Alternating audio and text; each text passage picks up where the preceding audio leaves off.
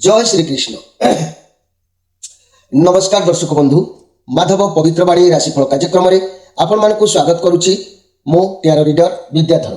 प्रिय दर्शक बंधु, आज मु आपण मानक कहबी टैरोट कार्ड माध्यम जो कहानी मु कहे आज ता मु आपण मानक सीधा भाव में कहबी जे कि मेष राशि व्यक्ति मानकर स्वभाव किपरि से देखा किपरि से चरित्र कौन से कौशल कौन से रोग कौन से क्यों बाटर गले से सफलता मिल क्यों बयस कौन कौन समस्या आसब एवं कौन प्रतिकार कले तार समाधान से पाइबे। तेणु जीवन में आपण राशि संपर्क में मेष राशि व्यक्ति भाई भाई मैंने निश्चित भाव में कार्यक्रम को प्रथम रु शेष पर्यंत आपण मैंने देखंतु। देखिले आपण मैंने निश्चित भाव में किसी शिखिपारे आ कि जानी भी पारे। तबे मन रखु एक एक अश्विनी नक्षत्र, 2 1 दिजा नक्षत्र आउ 3 1 कृतिका नक्षत्र, ये तीनोटी नक्षत्र विभक्त थिबा मोर प्रिय मेष राशि व्यक्ति माने आपण मानक राशि अधिपति ग्रह होचंती भूमिपुत्र मंगल। मंगलंकर दृष्टि मंगलंकर स्वभाव अनुसार मंगलंकर से धारा नहीं कि आपणकर जीवन शैली गठन होता है। तबे आपण उचित आ अनुचित अर्थात सकारात्मक नकारात्मक सबु बेले ए दुईटी पथ को अनुसरण उचित आ अनुचित को बाछिले निश्चित भाव में सफल सीमार पहुंची पारती। तेज चलतु आम जाना से मेष राशि व्यक्ति किपरि होइतांती। मन रखु मेष राशि कहले एक बृहत शुभ्र उज्जवल वर्णर क्षुद्र शुंग द्वयधारी मोट कांध विशिष्ट लाल चकु आउ स्वभष्ट अंग विशिष्ट ये पर्वतर उच्च शुंग उपरे सूर्याभिमुखे वही गर्भर सहित जगत को अवलंबन करे यही मेष राशि, किंतु यह कई देखी पारती नहीं। यही मेष राशि व्यक्ति माने मध्यम उच्चता विशिष्ट थांती। शरीर हृष्ट पृष्ठ नहेले मध्य सुंदर मध्य थाए। केश रेशमी परी चिकण मध्य थाए, कला थाए। जदि भी मुझी उच्च विलासी सदा सर्वदा रति गति चंचल रति चंचल प्रकृति एमाने होई थांती। किंतु मंदगुण मध्य यही मेष राशि व्यक्ति मान कथा मुझे कहबी अस्थिरता, बहुत अस्थिरता, अधैर्यता माने धैर्यहीनता थांती। किंतु एमानकर हस्ତରେ मत्स्य रेखार गोटे चिन्ह थाए, कपाଳରେ ऊर्ध्व रेखार गार गुड़िक थाए। आउ दक्षिण अंगरे यही मेष राशि व्यक्ति मानकर दक्षिण अंगरे जाईमंदा एमानकर गभीर नाभि भी मध्य होइताए। ये सबु लक्षण धनवंत सौभाग्यकारी मध्य एमाने होइथांती। काहारी काहारी दंत गोटे बड़ भी थाए, क्या मध्य बाम हस्तर जाईमंदा दक्षिण पटर जाईमंदा किंबा बामांगे क्षेत चिन्ह विशिष्ट मध्य ये मेष राशि व्यक्ति मानकर प्राय थाए। प्रिय मेष राशि बंधुगण, आपणकर राशि अधिपति ग्रह जेहेतु होचंती मंगल, मंगलंक शुभ दृष्टि जोगु आपणक अधिकांश समय माँ मंगलांकर आपणकर मरणात्मन अवस्था माँ आपको उद्धार करिथांती। कहीं जीवन में माँ मंगला को दर्शन करवा, माँ मंगलांकर व्रत पालन करवा अनेक लाभकारी यही मेष राशि व्यक्ति मान होता है। जदि मु कहबी यही मेष राशि व्यक्ति माने जीवन काल भितर साधारणतः एजिदियापण एमाने अटल थांती। निज मतरे सदाबेले एमाने रही थांती। काहारी प्रबोधन निज मत को केबे भी एमाने बदलाई पारती नाही। जीवन में असंभव एमानक पई एही कथाटी होता है। तेणु यही मेष राशि व्यक्ति माने थरे जहाँ बुझी था तदनुसार से निजे कार्य करिथांती। अन्य काहारी हाकिमगिरी को ये व्यक्ति पक्षे सहाय करने केबे भी संभव होई न थाए।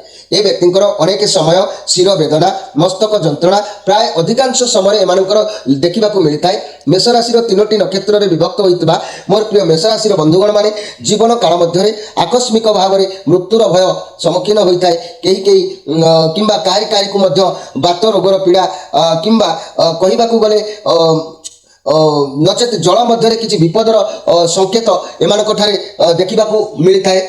जदि भी मुझे कहबी एमानक जेतेबेले उचित 35 वर्ष होता है यही मेष राशि जीवन में मन रखु मोर प्रिय मेष राशि भाई मैंने क्यों समय कौन लाभ क्षति होता है मुझे निश्चित कहबी। किंतु मुझे गोटे कथा कहूँ जीवन 35 वर्ष जितेबाला एम छुईता है कहीं भी मस्तक प्रवाहित कष्टदायक आघात को एमाने जीवन में प्राप्ति करते। जितेबाला एम 22 वर्ष अतिक्रम करे उक्त समय जकृत दुर्बलता, कामल रोग, बांति किंबा मुंड बुलेवा जीवन में यह सब आसी थाए। नचेत अस्त्र शस्त्र द्वारा शरीर में बहुत स्थान में आघात प्राप्ति हबार जोग एमानकर भाग्य थाए। काहारी काहारी भी आखिरे फुला दृष्टि पड़ी थाए किंबा परल मारिजा प्रभृति नेत्र रोग को एमाने भोग करिथांती। ତେବେ ତା ନହେଲେ ସର୍ପ ଦଂଶନର ଯୋଗ ମଧ୍ୟ ଏମାନଙ୍କ ଭାଗ୍ୟରେ ଥାଏ କିମ୍ବା ସମ୍ଭବ ନହେଲା ଯଦି ଏହା ବିଷର ପ୍ରୟୋଗ ଦ୍ୱାରା ଭୋଗାଭୋଗ ମଧ୍ୟ ଜୀବନ ଏମାନଙ୍କର କିଛି ବେଳେ ଥାଏ। ଏହି ଭାଗ କଟିଗଲେ ଏ ସମସ୍ୟାରୁ ଆପଣଙ୍କର ଏ ବୟସ କଟିଗଲେ ଏ ସମସ୍ୟା ଆପଣଙ୍କର ମୁକ୍ତି ହୋଇଯାଇଥାଏ। କିନ୍ତୁ ଏହି ମେଷରାଶି ବ୍ୟକ୍ତିଙ୍କ ଭାଗ୍ୟରେ ସମ ବିଷମ ପରିସ୍ଥିତି ଦେଇ ଏମାନେ ଗତି କରନ୍ତି। ପ୍ରତିକାର ଅନୁସାରେ ଗତି କଲେ ନିଶ୍ଚିତ ଯଶ ଜୟ ଶ୍ରୀ ପ୍ରାପ୍ତି ଲାଭ ଯୋଗ ମଧ୍ୟ ଏମାନେ ତାଙ୍କ ଜୀବନରେ କରିପାରିଥାନ୍ତି। ମେଷରାଶି ଭାଇ ଭଉଣୀମାନେ ଯଦି ଆପଣଙ୍କ ମୁଣ୍ଡରେ ମନେ ରଖନ୍ତୁ, ମୁଁ କହୁଛି ଯଦି ଆପଣଙ୍କର ମୁଣ୍ଡରେ କିମ୍ବା ମୁଖରେ କ୍ଷତ ଚିହ୍ନ ଗୋଟେ ଥାଏ, ଅର୍ଥାତ୍ ପିଲାବେଳେ ପଡ଼ିଯାଇକି ଚିହ୍ନ ହୋଇଯାଇଥିବା କିମ୍ବା କୌଣସି ଅସ୍ତ୍ର ଶସ୍ତ୍ର ଯନ୍ତ୍ର ଲୁହା ଲକଡ଼ ବାଜିକି ଚିହ୍ନ ହୋଇଥିବା କୌଣସି ବି ଚିହ୍ନ ହୋଇଥାଉ, କିନ୍ତୁ ଯଦି ଏଭଳି ଚିହ୍ନ କିଛି ରହିଛି ତେବେ ଦେବୀ ଦେବତାମାନଙ୍କର ଆଶୀର୍ବାଦ ଆପଣଙ୍କ ଉପରେ ରହିବ ବୋଲିକି ମନେ ରଖନ୍ତୁ। ଅଧିକ ଯେହେତୁ ଆପଣଙ୍କର ଭକ୍ତି ମଧ୍ୟ ଅଧିକ ରହିବ। ଆପଣଙ୍କର ରାଶିର ଅଧିପତି ଗ୍ରହ ଯେହେତୁ ମଙ୍ଗଳ ଶୁଭ ଦୃଷ୍ଟି ହେତୁ ଆପଣଙ୍କୁ ବହୁତ ମରଣାତ୍ମକ ସମସ୍ୟାରୁ ମଧ୍ୟ ଜୀବିତ ରଖିବେ। ତେବେ ଆପଣଙ୍କ ଜୀବନରେ ବହୁତ ପ୍ରକାର ଝଡ଼ ଝଞ୍ଜା ଉତ୍ଥାନ ପତନ ଏସବୁ ମଧ୍ୟ ଆପଣଙ୍କର ଦେଖାଦେବାର ପ୍ରାୟ ଦେଖାଦେଇଥାଏ। ତଥାପି ବହୁତ ସଂଘର୍ଷ ଦେଇ ନିଜକୁ ପରିଚାଳିତ ଆପଣମାନେ କରିଥାନ୍ତି। ଦେଖନ୍ତୁ ଆପଣଙ୍କର ପାଦ ଗଳା ଆଉ ନିମ୍ନ ଭାଗରେ ପାଦ ଗଳା ଆଉ ନିମ୍ନ ଭାଗରେ କିମ୍ବା ପୃଷ୍ଠବନ୍ଧରେ ଯଦି ତିଳ ଚିହ୍ନ ରହୁଛି ବା ତିଳ ଚିହ୍ନ ଥିବାର ସୂଚନା ଆପଣ ଦେଖୁଛନ୍ତି, ଏହାଦ୍ୱାରା ମଧ୍ୟ ସୁଖ ବୈଭବ ଭୋଗ ତଥା ଧନ ସମ୍ପତ୍ତି ଅଧିକାରୀ ମଧ୍ୟ ଏହି ମେଷରାଶି ମାନେ ଭୋଗ କରିପାରିବେ। ତେଣୁ ଆପଣ ପ୍ରତିକାର ମଧ୍ୟ ରହିବ ଦରକାର ଅଛି। ପ୍ରତିକାର ମଧ୍ୟ କଲେ ଆପଣଙ୍କୁ ଆହୁରି ଅନେକ ପ୍ରକାର ସମସ୍ୟାରୁ ମଧ୍ୟ ଲାଭ କରିପାରିବେ ଯେଉଁମାନଙ୍କର ଏଭଳି ସ୍ଥିତି ଚିହ୍ନ ନଥିବ। କାରଣ ଜୀବନରେ କେତେକ ଭୁଲ କର୍ମ କରିବାକୁ ମଣିଷକୁ ପଡ଼େ, ଯାହାଦ୍ୱାରା ତାର ପ୍ରଭାବରେ ଆମକୁ ଅନେକ ସମସ୍ୟା ଘାଣ୍ଟି ହେବାକୁ ମଧ୍ୟ ପଡ଼ିଥାଏ। ତେବେ ଅଧିକ ଯେମିତିକି ଅଧିକ ଋଣ ରୋଗ ସଂସାରରେ ମତାନ୍ତର ବ୍ୟବସାୟରେ କ୍ଷତି ଶତ୍ରୁ ବୁଦ୍ଧି ଚାକିରିରେ ଅବହେଳା ବା ପ୍ରତିବନ୍ଧକ ଦାରିଦ୍ରତା ଭିତରେ ସମୟ ଗତି କରିବା ଏସବୁ ଲାଭ ଉଠାଇବା ନିମନ୍ତେ ଆମ ସ୍ଥିତିକୁ ସଜାଡ଼ିବା ଆମର ଆବଶ୍ୟକ ଅଛି। ଏ କଥାକୁ ମନେ ରଖନ୍ତୁ ମୋର ପ୍ରିୟ ମେଷ ରାଶିର ଭାଇ ଭଉଣୀମାନେ। ମାତା ପିତା ଭାଇ ଭଉଣୀ ସୁଖ ଆପଣଙ୍କ ପାଇଁ ଆନନ୍ଦଦାୟକ କେବେ ହୋଇନଥାଏ ମେଷରାଶି ବ୍ୟକ୍ତିମାନେ, କିନ୍ତୁ ବ୍ୟବସାୟ କ୍ଷେତ୍ରରେ ପ୍ରତିଷ୍ଠା ଲାଭ କରିବା ଯୋଗ ଥାଇକି ବି ଆପଣ ଋଣରେ ଛଟପଟ ହୁଅନ୍ତି। କାହିଁକି ନା ମନେ ରଖନ୍ତୁ ମୋର ପ୍ରିୟ ମେଷରାଶି ବନ୍ଧୁଗଣ, ଯେହେତୁ 28 ବର୍ଷରୁ 42 ବର୍ଷ ଏବଂ 56 ବର୍ଷରୁ 61 ବର୍ଷ ପର୍ଯ୍ୟନ୍ତ ବହୁତ ପ୍ରକାର ଲାଭ ଶୁଭଦାୟକ ଯୋଗ ଥିବାରୁ ଏହିସବୁ ବର୍ଷମାନଙ୍କ ମଧ୍ୟରେ ସବୁ ଦିଗରୁ ଆପଣଙ୍କ ଉନ୍ନତି ତଥା ବହୁ ଲାଭ ମାନେ ଦାୟକ ସମୟ ଉପସ୍ଥିତ। ତେଣୁ ଏହି ସମୟରେ ବା এই ଯେଉଁ ବୟସ ଗୁଡ଼ିକ ମୁଁ ଆପଣମାନଙ୍କୁ କହିଲି ଯେ କି 28 ବର୍ଷ 42 ବର୍ଷ 56 ବର୍ଷ 61 ବର୍ଷ ଏହିସବୁ ବୟସ ଯେତେବେଳେ ଆପଣଙ୍କୁ ହେବ ଏହି ସମୟରେ ଲାଭଦାୟକ କିଛି ସମସ୍ୟା ଆପଣ ଲାଭ ଉନ୍ନତି କରିପାରିବେ। ତେବେ କାହାରି ଭାଗ୍ୟରେ ଯଦି ମୁଁ କହିବି ବ୍ୟବସାୟରେ ଏହି ସମୟରେ ସଫଳତା କର୍ମକ୍ଷେତ୍ରରେ ପ୍ରମୋସନ ପ୍ରତି ଲୋକଙ୍କ ସାଙ୍ଗରେ ସଦ୍ଭାବ ସ୍ତ୍ରୀ ସହିତ ଦାମ୍ପତ୍ୟ ଜୀବନରେ ସୁଖ ଆଉ ସମ୍ପତ୍ତି କ୍ରୟ କରିବା କିମ୍ବା ବିଦେଶ ଭ୍ରମଣ କରିବା ଯେତେ ସବୁ ଶୁଭ ଫଳ ଭାଗ୍ୟରେ ଅଛି ଏହି ସବୁ ବୟସମାନଙ୍କରେ ଆପଣଙ୍କୁ ପ୍ରାପ୍ତି ହେବାର ଯୋଗ ନିର୍ଦ୍ଧାରିତ ଅଛି। ତେଣୁ ଜୀବନରେ କିଛି ନା କିଛି ଦୃଷ୍ଟି କରିଥାନ୍ତି ଯାହାର ପ୍ରଭାବ ଆପଣଙ୍କ ଭାଗ୍ୟ ଫଳ ଆମକୁ ମିଳି ବି ନଥାଏ। ଏମିତି କିଛି ଦୃଷ୍ଟି ପଡ଼େ ଯାହାକି ଏସବୁ ଭାଗ୍ୟରେ ଥିଲେ ବି ମଧ୍ୟ ଆପଣଙ୍କୁ ପ୍ରାପ୍ତି ହୋଇନଥାଏ। ଏଣୁ ମୋର ବିନୀତ ଅନୁରୋଧ ଆପଣମାନେ ଭାଗ୍ୟର ଉଜ୍ଜଳ ନିମନ୍ତେ ଯାହା ପ୍ରତିକାର ମୁଁ କହିବି ତା ଥରୁଟିଏ କରିକି ଆପଣ ଦେଖିବେ ନିଶ୍ଚିତ ଭାଗ୍ୟର ପରିବର୍ତ୍ତନ ହେବ। ପ୍ରତ୍ୟେକ କ୍ଷେତ୍ରରେ 100% ଆପଣ ଶୁଭଫଳ ମଧ୍ୟ ପାଇପାରିବେ। ଯଦି ଆପଣ କୌଣସି ବି ପ୍ରତିକାର ନ କରନ୍ତି ତେବେ ଜୀବନରେ ଅନେକ ସମସ୍ୟା ଅଛି, ସାମ୍ନା କଲେ ମଧ୍ୟ ଯେତେ ବୋଝ କିନ୍ତୁ ଚକି ଗୁଡ଼ ଥରେ କୌଣିକୁ ଗଡ଼ିଗଲେ ତାହା ଆଉ ଫେରି ନଥାଏ। କାରଣ ଆପଣଙ୍କର 41 ବର୍ଷ 55 ବର୍ଷ 62 ବର୍ଷ ଆଉ 66 ବର୍ଷ ମଧ୍ୟରେ ନାନାଦି ଦୁଃଖ କଷ୍ଟ ଭୋଗ ମଧ୍ୟ ଯୋଗ ରହୁଛି ମୋର ପ୍ରିୟ ମେଷ ରାଶି ବ୍ୟକ୍ତିମାନେ। ତେବେ ତଥା ପରିବାରର ମହତ୍ତ୍ୱପୂର୍ଣ୍ଣ ବ୍ୟକ୍ତିଙ୍କର ବିୟୋଗ ଏହି ସମୟରେ ଏହି ଯେଉଁ ବୟସ ଗୁଡ଼ିକ କହିଲି ମନେ ରଖନ୍ତୁ 41 ବର୍ଷ 44 ବର୍ଷ ଏବଂ 62 ବର୍ଷ କିମ୍ବା 66 ବର୍ଷ ଏହି ବୟସ ଯେତେବେଳେ ଆପଣଙ୍କର ଆସିବ ଏହି ସମୟରେ ଆପଣଙ୍କର କ'ଣ ହେବ ନା ପରିବାରର ମହତ୍ତ୍ୱପୂର୍ଣ୍ଣ ବ୍ୟକ୍ତିଙ୍କର ବିୟୋଗ ଅଯଥା କଳହ ଶତ୍ରୁମାନଙ୍କର ବୁଦ୍ଧି ମାଲି ମକଦ୍ଦମା କୋର୍ଟ କଚେରୀ ଏସବୁ ଅଦାଲତରେ ଆଇନ ଆଶ୍ରୟ ଅଯଥା ଖର୍ଚ୍ଚ ବା ସମ୍ପତ୍ତି ହାନି ଚକ୍ଷୁ ପାକସ୍ଥଳୀ ପାଦ କର୍ଣ୍ଣ ପୀଡ଼ା ସର୍ବଦା ମନସ୍ତାପ ଆପଣ କରିବେ। ପଦ ଉନ୍ନତିର ଅପମାନିତ ହେବା ଯୋଗ ମଧ୍ୟ ଆପଣଙ୍କର ରହିବ।